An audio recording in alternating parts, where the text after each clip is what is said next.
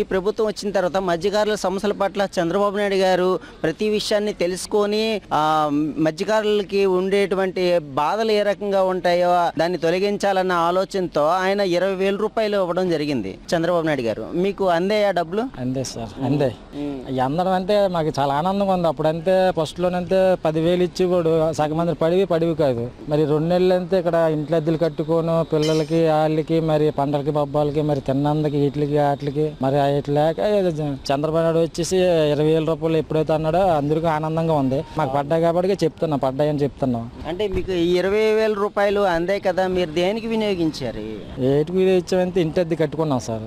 పిల్లలకి బట్టలకి ఎట్లా తిన్నందుకు రాసిన గేసం మరి 2 నెలలు ఎక్కడికి వెళ్ళంది కావదు, మాకే ఇక్కడ ఉండాలా, ఎక్కడికి వెళ్ళంది కావదు. మరి 2 నెలలు మరి ఎవరు ఇచ్చేస్తారండి మాకు? ఈ పనులకి వాటికి మాకు తెలియదు. ఉన్నది ఒకటి గంగపాటు ఒకటే, బయట పని మాకు తెలియదు. ఉన్న నేపం ఈ పనులు చేసుకుని బతుకుతాం. మరి 20,000 పడ్డాయి అంతే కొన్ని ఆనందంగా ఉంది. గత ప్రభుత్వం కేవలం 10,000 రూపాయలు మాత్రమే ఇచ్చింది కదా, మరి ఈ ప్రభుత్వం 20,000 రూపాయలు ఇవ్వటం మీరు హ్యాపీ ఫీల్ అవుతున్నారా? చాలా హ్యాపీగా ఫీల్ అవుతున్నాం అండి.